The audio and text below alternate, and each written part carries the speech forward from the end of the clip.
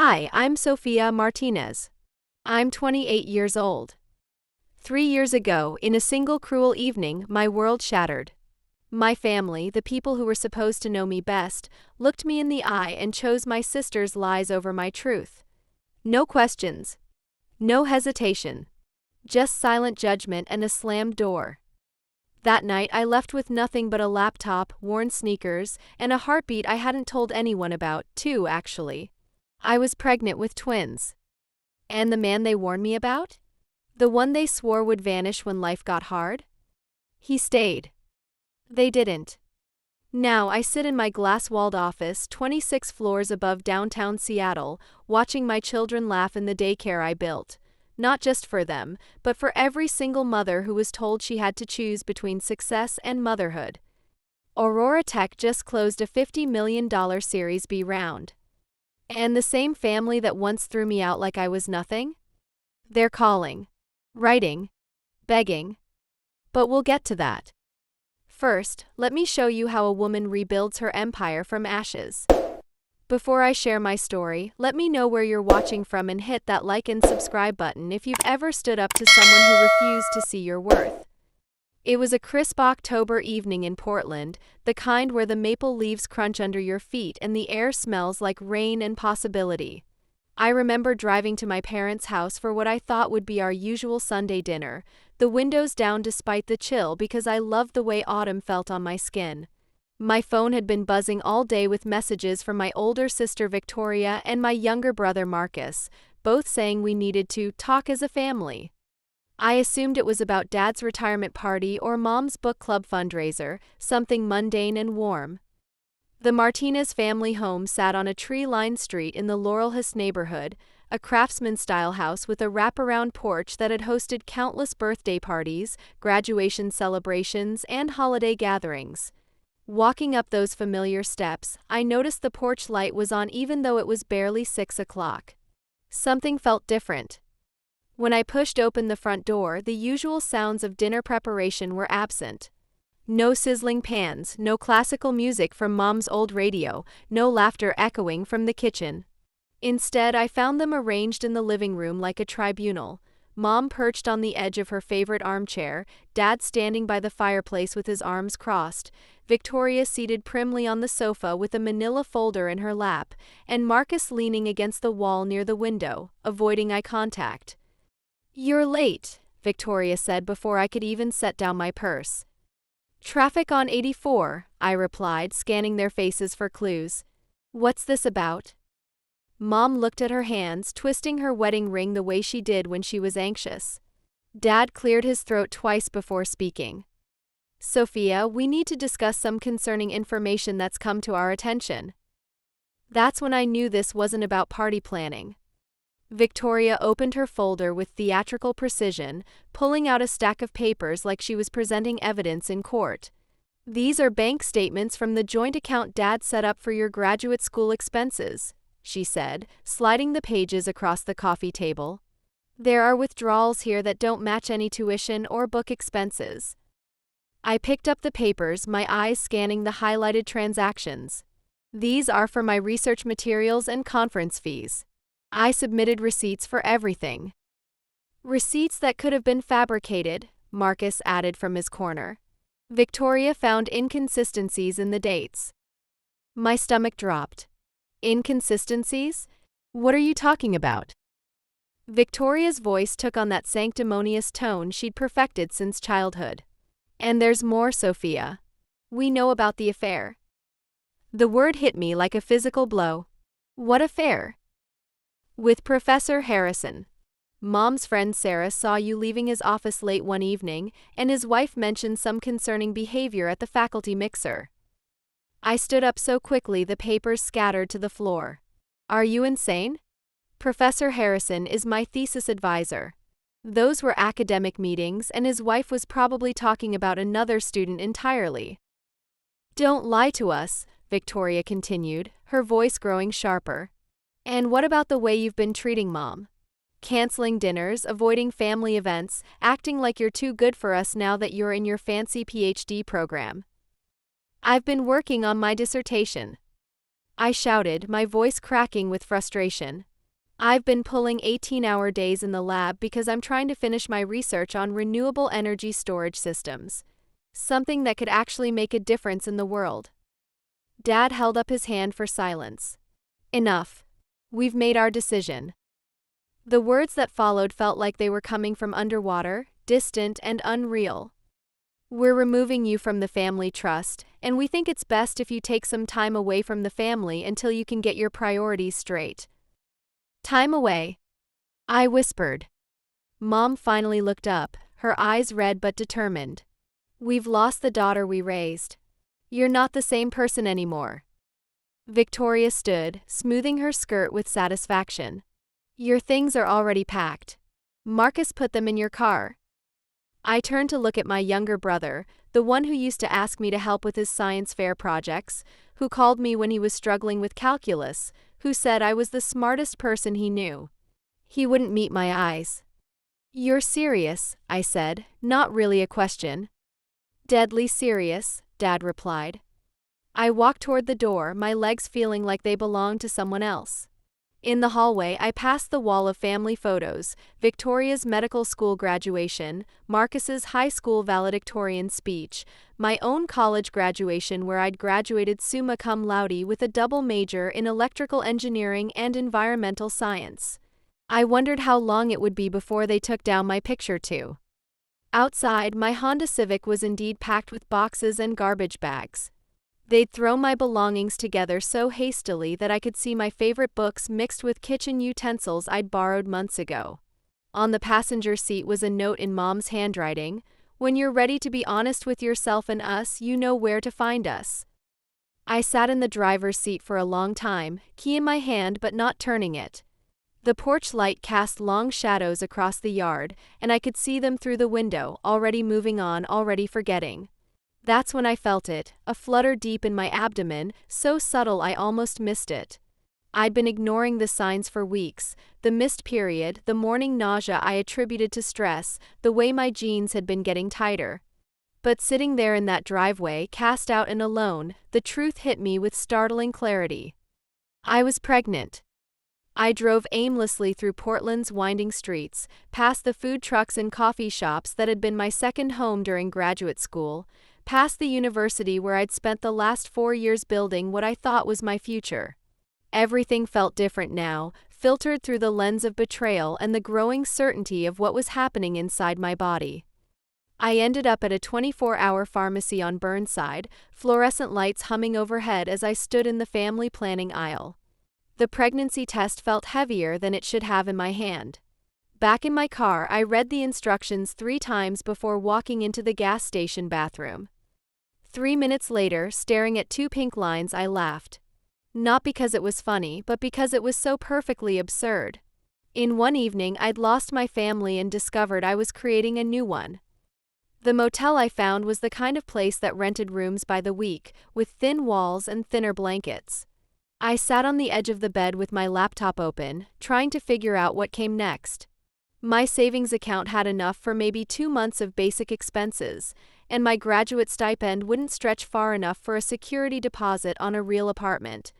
But as I stared at my research files, 4 years of work on revolutionary battery technology, an idea began to form. I called Ethan. Ethan Rodriguez had been my lab partner since the beginning of graduate school, the quiet, brilliant type who could solve complex equations in his head, but still got nervous ordering coffee. We'd been circling around something more than friendship for months, both too focused on our research to acknowledge the tension crackling between us whenever we worked late into the night. "Sophia? It's past midnight. Is everything okay?" I told him everything. About the accusations, the exile, the pregnancy test sitting on the motel nightstand. He listened without interrupting, without judging, without asking if I was sure about any of it. "Where are you?" he asked when I finished. "The Starlight Motel on Powell." "I'll be there in 20 minutes. He arrived with coffee, donuts, and a sleeping bag from his car. We sat on the floor of that dingy room and talked until sunrise, not about the chaos of the evening but about the future. About the battery technology we'd been developing together, about the patents we could file, about the company we could build. The research is solid, Ethan said, pulling up our latest data on his tablet. The energy density improvements alone could revolutionize electric vehicle storage. But we'd need funding, lab space, equipment. My uncle runs a startup incubator in Seattle. He's been after me for years to bring him something good. I looked at him, this man who had driven across town in the middle of the night to sit on a motel floor and plan a future with someone who'd just lost everything. Why are you doing this? He reached across the space between us and took my hand. Because I believe in the work. And I believe in you. And if I'm being completely honest, I've been in love with you since that first day in Professor Chen's thermodynamics class when you corrected his equation on the board. That's how Aurora Tech was born, in a motel room at dawn, with 2 broken hearts and a revolutionary idea.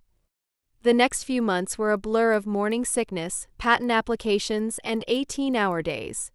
Ethan's uncle, Carlos Rodriguez, owned a small building in Seattle's Pioneer Square that housed 3 startups. He gave us a corner of the second floor, 2 desks, and access to a basic lab setup in exchange for 20% equity. It wasn't much, but it was ours.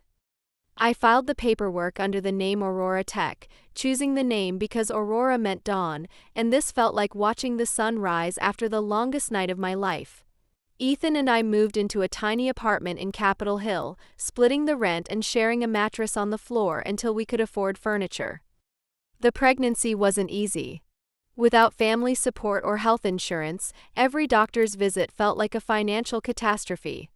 But Ethan never complained, never suggested this wasn't what he'd signed up for. He drove me to appointments, held my hair when morning sickness kept me up all night, and brought me tea and saltines when I couldn't keep anything else down. At 12 weeks, the ultrasound technician's face changed as she moved the wand across my belly. "Is everything okay?" I asked, gripping Ethan's hand. She smiled. "Everything's perfect. You're having twins." I started crying right there on the examination table, not from fear but from something I couldn't name. Ethan kissed my forehead and whispered, "We're going to need a bigger apartment."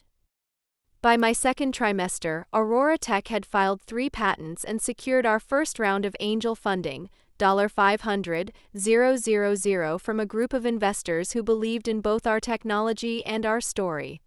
The local tech press picked up our narrative, the pregnant PhD dropout and her brilliant partner building the future of energy storage in a converted warehouse.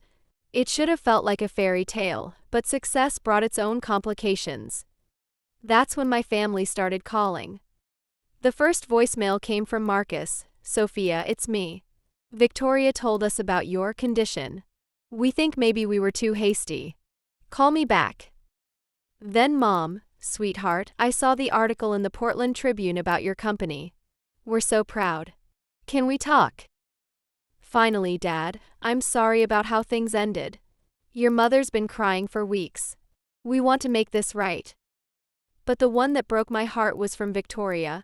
"I know I messed up, sophomore. I was jealous of how smart you are, how Mom and Dad always bragged about you. I made some things up because I wanted them to pay attention to me for once. Please come home." I saved every message but didn't return a single call. Ethan watched me struggle with the decision, never pushing but always supporting whatever I chose.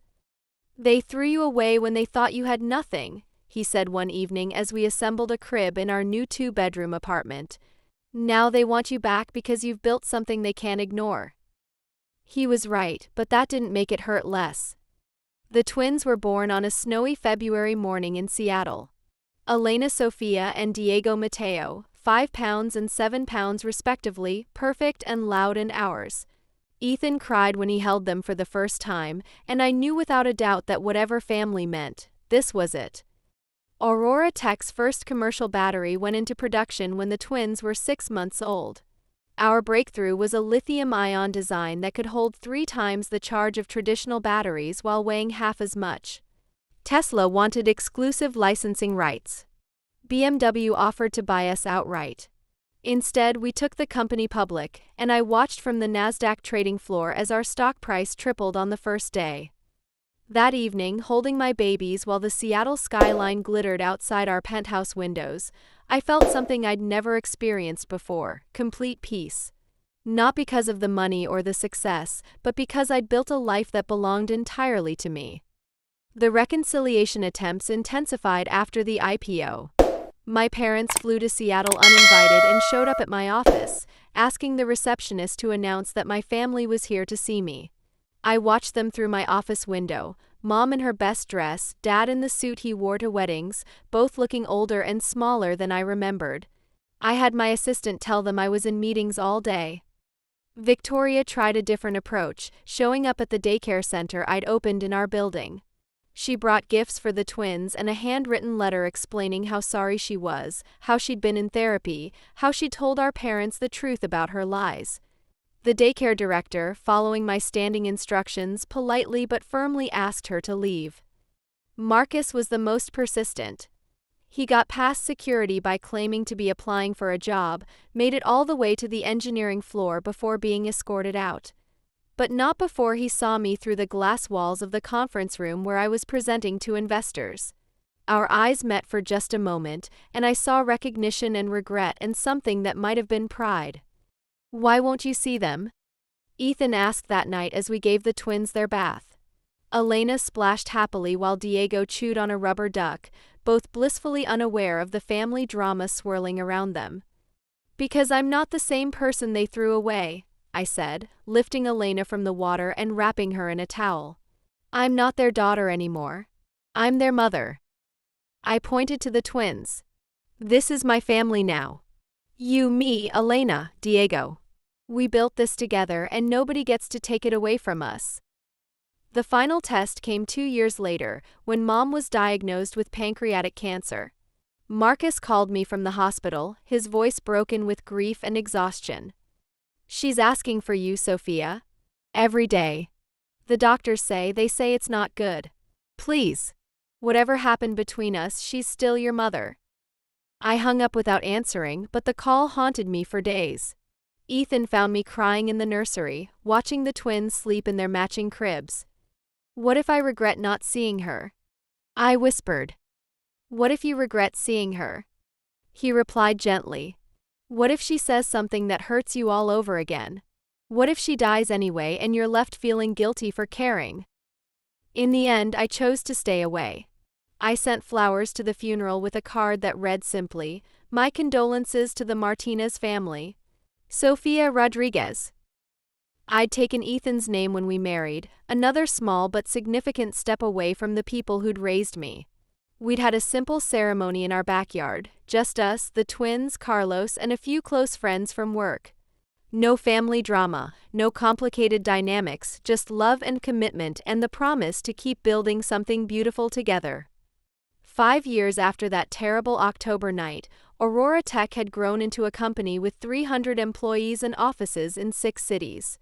I'd been featured on the cover of Forbes, given a TED Talk that had been viewed 8 million times, and been named to Time magazine's list of the world's most influential people. The twins were starting kindergarten, curious and bright and completely secure in the love that surrounded them. That's when the lawsuit came.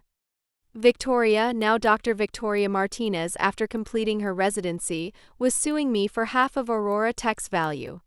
Her claim was that she'd contributed to the original research that led to our breakthrough battery technology, based on conversations we'd had during family dinners before our falling out. She had no documentation, no proof, no evidence beyond her testimony and that of our parents, who swore they remembered her giving me crucial insights about electrochemical reactions. "It's ridiculous," our lawyer said during the initial consultation. "She has no standing, no paper trail, nothing. This will be thrown out before it even reaches trial." But Victoria was smart, and she'd hired expensive attorneys who knew how to work the system. They filed in Oregon State Court, where family relationships carried more weight than they might elsewhere. They painted me as the ungrateful daughter who'd stolen her sister's ideas and built an empire on theft and deception. The media loved the story. Suddenly, every profile of me included sidebar articles about the bitter family feud and questions about the true origins of Aurora Tech's innovations. Business partners started asking uncomfortable questions. Board members wondered aloud whether this negative publicity might affect our upcoming merger with a major automotive manufacturer. "She's trying to destroy everything we built," I told Ethan one evening after another day of depositions and legal meetings. The twins were asleep, and we sat in our living room overlooking Elliott Bay, the city lights reflecting off the dark water. "She can't destroy what's real," he said, pulling me close. "The patents are in your name. The research is documented. The investors believe in you. This is just noise." But even noise can be damaging when it's loud enough and persistent enough. Our stock price dropped 12% in the weeks following the lawsuit filing. 3 potential clients postponed major contracts pending resolution of ongoing legal matters. A keynote speaking engagement at a major tech conference was quietly rescinded. The trial lasted 3 weeks. Victoria took the stand in a tailored navy suit, her hair pulled back in a severe bun, looking every inch the successful doctor she'd become. She spoke convincingly about our childhood conversations, about how she'd always been interested in chemistry and energy systems, about how she'd encouraged my academic pursuits, and even suggested some of the research directions that had proved most fruitful. "Sophia was always the one who got the credit," she testified, dabbing at her eyes with a tissue. "Even as children, our parents assumed that anything innovative or creative must have come from her. But I contributed too. I had ideas too. I just never got recognized for them. She was good. I had to give her that." She painted herself as the overlooked sister, the one whose contributions had been minimized and forgotten, whose only crime was trusting that family would give family credit where credit was due. When it was my turn to testify, I wore a simple black dress and no jewelry except my wedding ring. I spoke clearly and calmly about my education, my research, my methodical approach to developing the battery technology that had made Aurora Tech successful. "Did your sister contribute to your research?" the opposing attorney asked. "No," I said. "Victoria was in medical school, focused on her studies. We rarely discussed my work because she wasn't interested in engineering or energy systems." "But surely you had family conversations about your interests?" "General conversations, yes. The same way someone might ask about your day at work. But no substantive technical discussions that influenced my research." "And yet your sister recalls specific conversations about electrochemical reactions and battery chemistry." I met Victoria's eyes across the courtroom. She looked confident, almost smug, certain that her performance had been convincing. "My sister recalls a lot of things that didn't happen," I said. "Just like she recalled me stealing money from our parents and having an affair with my professor. Memory can be unreliable, especially when it's convenient." That's when our attorney played his trump card. He introduced evidence that Victoria had hired a private investigator to dig into my business affairs 6 months before filing her lawsuit. Phone records showing dozens of calls to former classmates and colleagues, trying to find anyone who might support her claims. Email exchanges with Aurora Tech's competitors, offering to share information about our technology and business practices. "This isn't about forgotten contributions," our lawyer argued in his closing statement. "This is about a calculated attempt to extort money from a successful company by exploiting family relationships and public sympathy." The jury deliberated for less than 4 hours. They found in our favor on all counts, and the judge awarded us attorney's fees and court costs. More importantly, Victoria was ordered to issue a public retraction of her claims and barred from making any future statements about Aurora Tech or my business practices. I should have felt victorious. Instead, I just felt tired. Outside the courthouse, reporters shouted questions about family reconciliation and whether I'd consider settling the matter privately. I ignored them all and walked to the car where Ethan was waiting. "How do you feel?" he asked as we drove away from the chaos. "Like I just won a war I never wanted to fight," I said. "Like I spent 3 weeks proving that the people who raised me are strangers." That evening, I stood in the twins' bedroom watching them sleep. Elena had kicked off her covers and Diego was clutching a stuffed dinosaur. They looked so peaceful, so completely unaware of the adult complications that had dominated my thoughts for months. Mommy? Elena stirred, opening sleepy eyes. Are you okay? I sat on the edge of her bed and smoothed her hair. I'm perfect, baby. Just checking on you. Are the mean people going to bother us anymore? The question broke my heart. Despite all our efforts to shield them, the twins had picked up on the stress and tension of the lawsuit. They'd heard whispered conversations and seen news stories and absorbed more than we'd realized.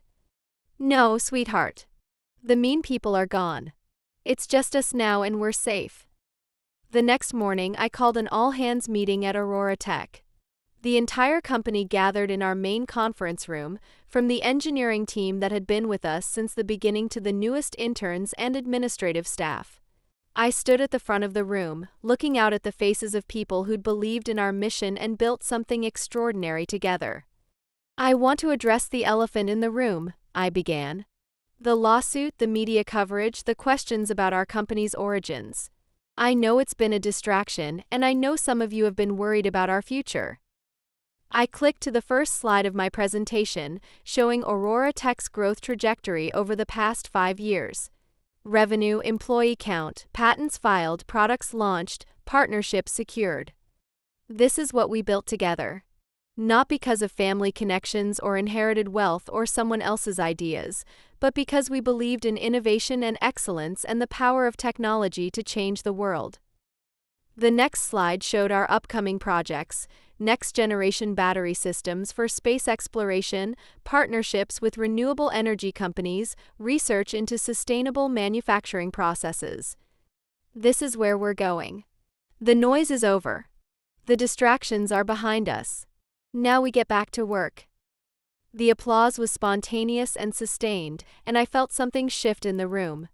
The uncertainty and worry of the past months dissolved, replaced by renewed energy and focus. After the meeting, Carlos pulled me aside. You handled that beautifully, he said. But how are you really doing? This couldn't have been easy. I thought about his question for a long moment. You know what's strange? I'm grateful. Grateful? The lawsuit forced me to prove something I already knew but had never articulated. This company, this life, this family I built with Ethan, it's completely mine. Nobody gave it to me, nobody can take it away from me, and nobody gets to rewrite the history of how it happened. That weekend, Ethan and I took the twins to Pike Place Market. We bought flowers and fresh salmon and watched the fish throwers perform for tourists. Elena and Diego ran ahead of us, holding hands and laughing at the street musicians, completely secure in their world. Any regrets? Ethan asked as we walked back to the car, arms full of groceries and children full of ice cream. I looked around at the life we'd built, our thriving company, our beautiful children, our partnership that had weathered every storm.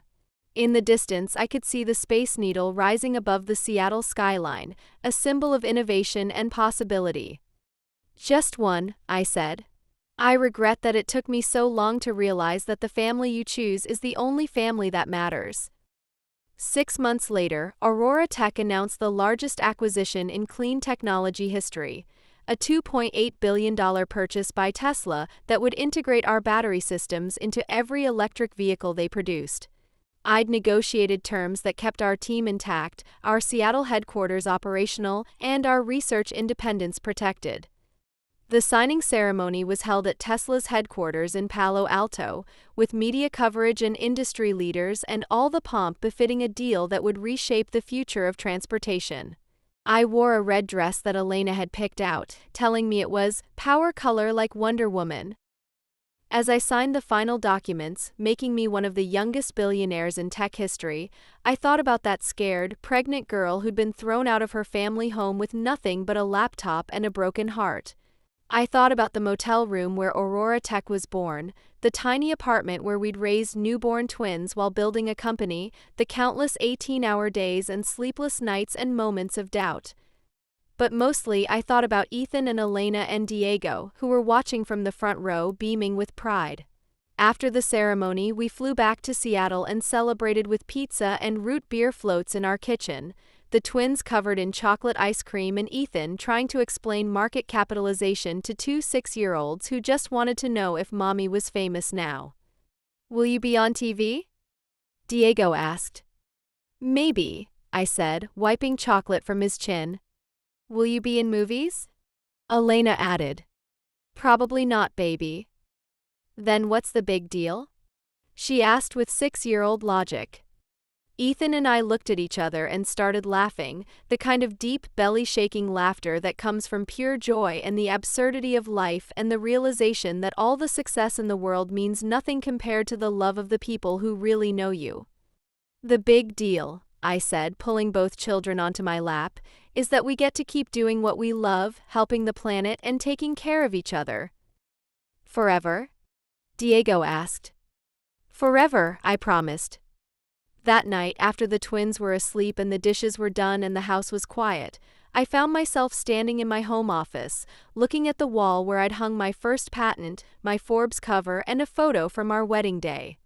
But the thing that made me smile was a crayon drawing Elena had made of our family, stick figures holding hands under a rainbow, with the best family ever written in purple marker across the top. I'd started this journey thinking I'd lost everything, only to discover that everything I'd lost wasn't worth keeping. The real treasure wasn't the money or the recognition or the vindication, it was the family I'd built with intention and love, the company that existed because we refused to give up, and the knowledge that sometimes the best thing that can happen to you is losing the things that were never really yours to begin with. 3 years have passed since then, and Aurora Tech continues to innovate and grow under Tesla's umbrella. Elena and Diego are 9 now, already showing signs of the curiosity and determination that I hope will serve them well whatever paths they choose.